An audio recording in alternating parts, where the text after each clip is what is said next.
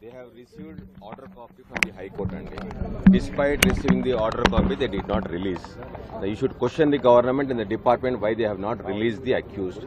High Court order is very specific that forthwith the moment you receive the order, you have to release an essay. Despite clear order, they did not release. Now they have to answer. Unnadandi. That is we have to take further steps and legally what is permissible, we will take. Sir, what is the kind of, are we going to initiate any legal action? Yes, definitely. This is an illegal arrest, illegal detention. We will take legal steps. Okay. But as of now, he has left from the. Yes, he has been released.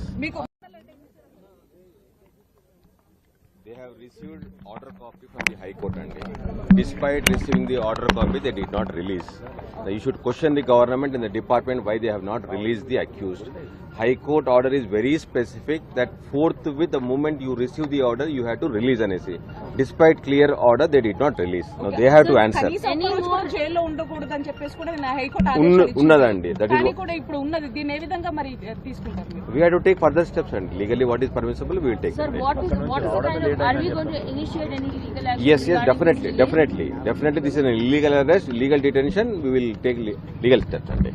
But as of now, he has left from the. Yes, he has been released.